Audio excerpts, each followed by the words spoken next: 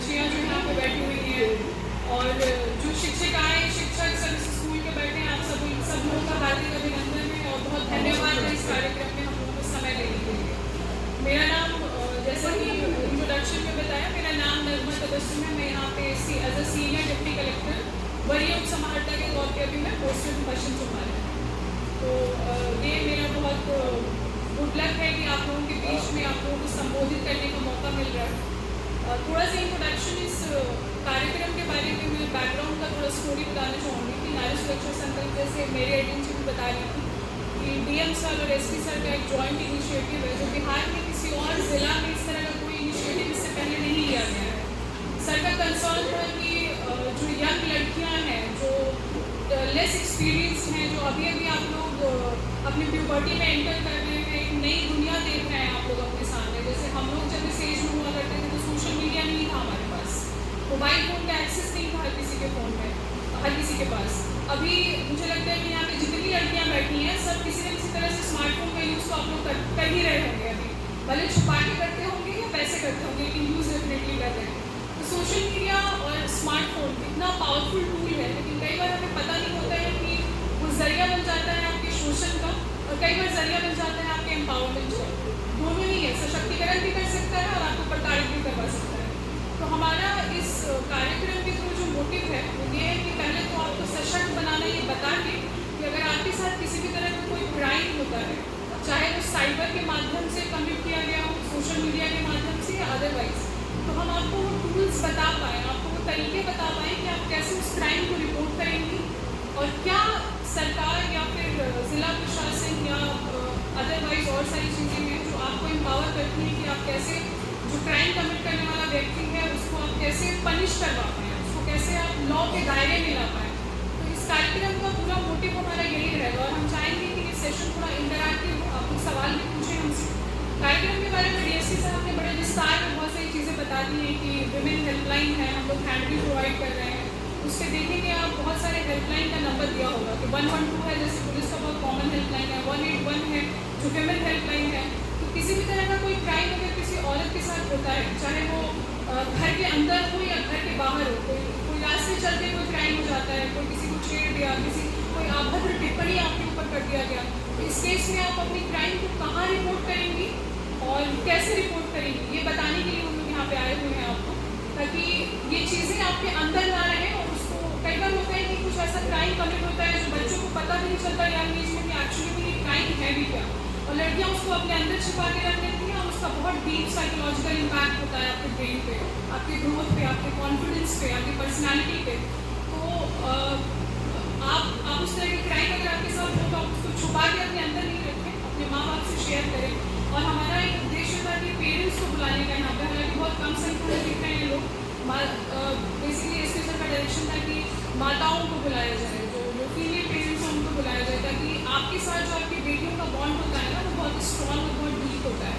तो आप एक दोस्त का रिश्ता रखें जब लड़कियाँ बड़ी हो जाएँ, तो ताकि उनकी बात सुने आप, अगर स्कूल में क्या हुआ पूछिए उससे, पूरी क्लास में बाहर की क्या हुआ तुम्हारे साथ, सब ठीक चल रहा है, गुड टच बैड टच, ये सारी चीज़ें हमारी कुछ शिक्षिकाएँ भी यहाँ पर मौजूद हैं जो काफ़ी टाइम से इस बारे में ट्रेनिंग भी दे रही हैं।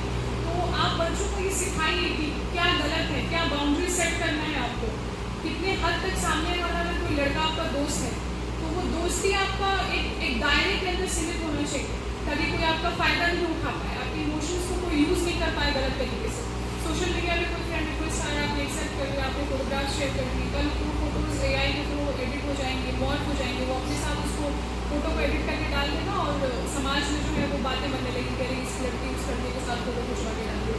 अभी भी हम लोग उसी समाज में जी रहे हैं, बहुत कुछ बदला नहीं है तराजू पे, बातें बहुत बढ़ रही होती हैं कि हम लोग डेवलप कर रहे हैं बहुत as a nation, as a state, लेकिन जब बात विमेन की होती है ना, महिला की बात होती है, तो आज भी हम लोग पेट्रियार्कल सोसाइटी में जी रहे हैं जहाँ पे हर क्राइम जो विमेन के अगेंस्ट कमिट होता है उसमें अनफॉर्चुनेटली विमेन को विक्टिम तो वो होती ही है, लेकिन परपिट्रेटर का जो रीज़न है वो भी विमेन को ही बना दिया जाता है। किसी का रेप हुआ, उसने छोटा कपड़ा पहना था, उसने चाउमीन खाया था, उसके बाल छोटे थे, वो मेकअप करके बाहर गई थी, उसने लिपस्टिक ज़्यादा डार्क कर लिया था अपना, लेकिन कोई ये नहीं होता कि जिसने क्राइम कमिट किया उसकी मेंटालिटी क्या थी, उसको कोई क्वेश्चन नहीं करता है। तो ये समाज की रियलिटी है जो हमें एक्सेप्ट करना है।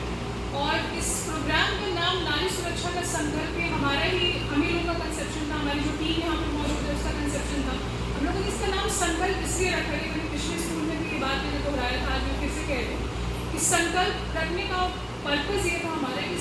किस लिए? क्योंकि आप अपने अंदर वो शक्ति ढूंढ रहे हो, कहीं बाहर से नहीं चाहिए। हम सिर्फ हेल्प पे नहीं है यहाँ पे, लेकिन आपको खुद के लिए खुद बोलना होगा, खुद लड़ना होगा, खुद अपने साथ खड़ा होना होगा।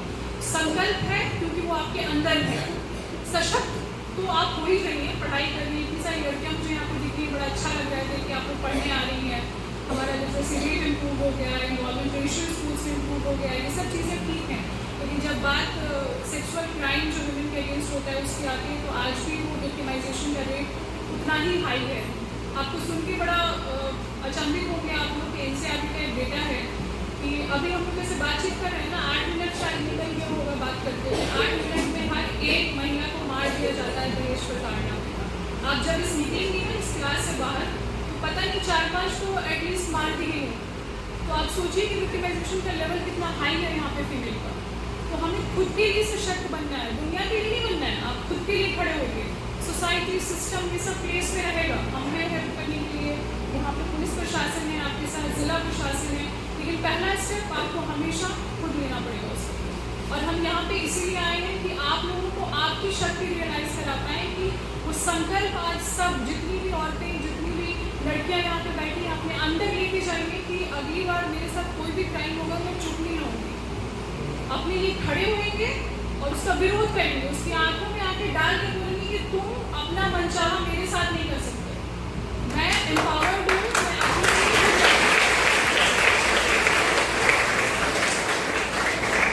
स्कूल में आप लोग हैं, साथ में ये को एजुकेशन है, यहाँ लड़की को एजुकेशन, तो ये शायद ज़्यादा यहाँ पे कंटेक्चुअल होगा बताने कि लड़के भी बैठे हैं, हालांकि ऑडियंस में लड़के बहुत कम है और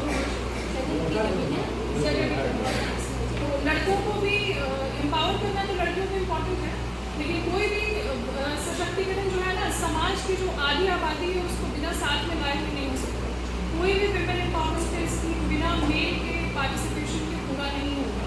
हर वो बेटियां जो बाहर निकल के कुछ बनती है, उसके पीछे एक बाप होता है जो उसको भरोसा दिलाता है कि तुम घर से बाहर निकलो, मैं हूँ तुम्हारे पीछे, है ना।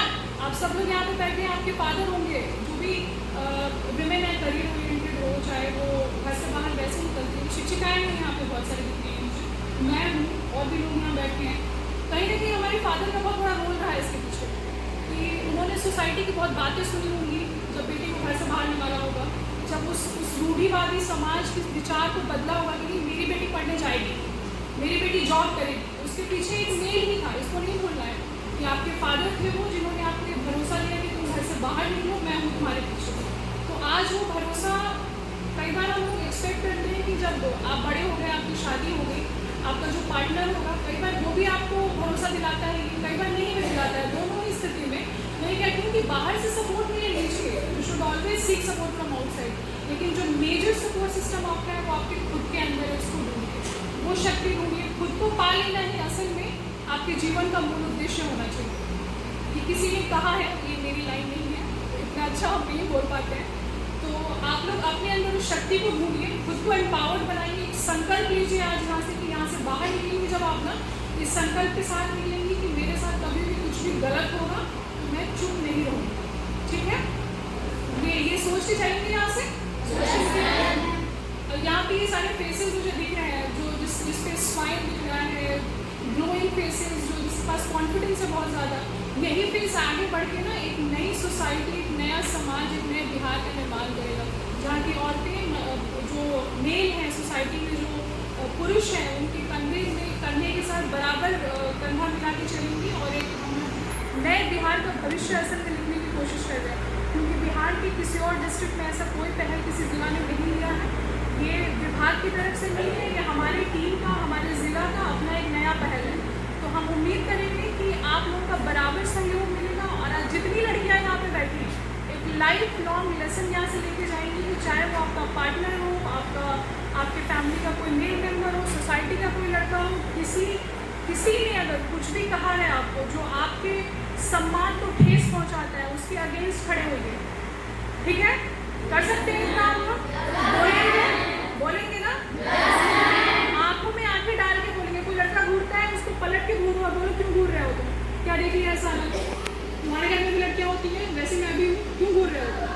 अभी क्या होता है ना कि किसी ने घूर के देख दिया, आप शर्मा जाती हैं, आपको लगता है कि मैंने ही कुछ गलत किया है, शायद मैंने कपड़े का कलर थोड़ा डार्क कर लिया है, शायद मेकअप ज़्यादा हो गया है, कॉन्फिडेंस अपने अंदर लाएं कि आपने कुछ भी गलत नहीं किया है, आप जो कर रही हैं अपने लिए सब सही है, सामने वाला गलत है उसको क्वेश्चन करिए। हर गलत चीज़ पे सवाल उठाना बहुत ज़रूरी है और वो पहल खुद से शुरू होता है, घर के अंदर शुरू होता है। तो जो माताएं यहाँ पे हैं, जो भी फीमेल टीचर्स हैं, माँ हैं, उनसे अनुरोध रहेगा कि आपकी लड़कियाँ अगर इस तरह की कोई बात आपसे कहती है प्लीज़ उसे इग्नोर मत करिए, उसको स्पेस दीजिए कि वो अपना कंप्लेन, अपनी बातें, इस तरह की बातें आपसे शेयर कर पाए, आपसे बेझिझक कह पाए। और जब शेयर करें तो सिर्फ सुन के चुप मत रह जाए, कह बेटी रहने दो, हमसे कह देना किसी और को मत बताना, ये तो बहुत बड़ी बात हो गई, तुम बोल दो कि हमारा इमेज खराब हो जाएगा। ऐसा नहीं करना है। आप उस सिचुएशन में खुद को डाल के देखिए और सोचिए कि आप अगर उस एज में होती हैं और आपके साथ हुआ होगा ऐसा कुछ, उसका साइकोलॉजिकल इम्पैक्ट, उसका दिमाग पे उसका जो असर पड़ता है वो कितना डीप होगा। तो आप उसको एक स्टेप आगे बढ़िए, उसको सहयोग दीजिए और उसको बोलिए कि नहीं इस तरह की चीज़ों को रिपोर्ट करो। तो महिला खाना है, बेस्ट है, खाने में चल रहा है, उस तक रिपोर्ट करिए।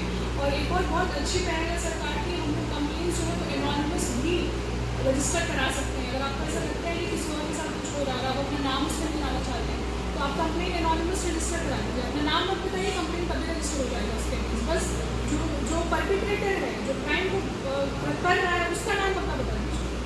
तो ये सारी लीगल डिटेल्स जो है वो हमारी महिला थाना से जो SHO है वो भी यहाँ पे मौजूद है, DSP सर मौजूद है, तो आपको हैंडल मिल जाएगा। उसमें जो भी लीगल सिस्टम में IPC CRPC की जो धाराएँ हैं, जो महिला के अगेंस्ट जो भी क्राइम होता है, यौन शोषण होता है, उसको पनिश करती हैं, वो सारी धाराएँ भी हैं, वो तो रहेंगी। लेकिन हेल्पलाइन का नंबर मैं चाहूँगी कि आप सब अपने फ़ोन में जो है ना वो सेव करके जाएंगे। कभी भी कुछ भी होता है कहीं पे भी 112 को कॉल करिए, 181 को कॉल करिए, हम लोग यहाँ पे मैं आपको रिस्पॉन्ड कर देंगे। किसी भी तरह की किसी हेल्प की आवश्यकता हो, काउंसलिंग चाहिए, अगर मेंटल काउंसलिंग चाहिए, साइकोलॉजिकल, तो सभी वन स्टॉप सेंटर यहाँ पे सेकेंड प्रशासक आएंगे। इनका एक बड़ा अच्छा अभियान चलता है कि अगर कोई भी महिलाओं के बीच कोई शोषण हुआ है, दहेज प्रताड़ना है, डोमेस्टिक वायलेंस है, तो फॉलो अप करने के लिए लोग उसको काउंसलिंग करते हैं ना, तो काउंसलिंग करते हैं ताकि जो मेंटल इम्पैक्ट उसका होगा ना उसको मिनिमाइज करता है, उस डैमेज को मिनिमाइज करता है। तो ये सारी चीज़ों की इन्फॉर्मेशन की है। अगर कोई भी सवाल आपके मन में भी आ रहा है किसी भी मन में, प्लीज़ आप पूछिए मुझसे, हमारी टीम है यहाँ पे, आप सवाल पूछिए, हम लोग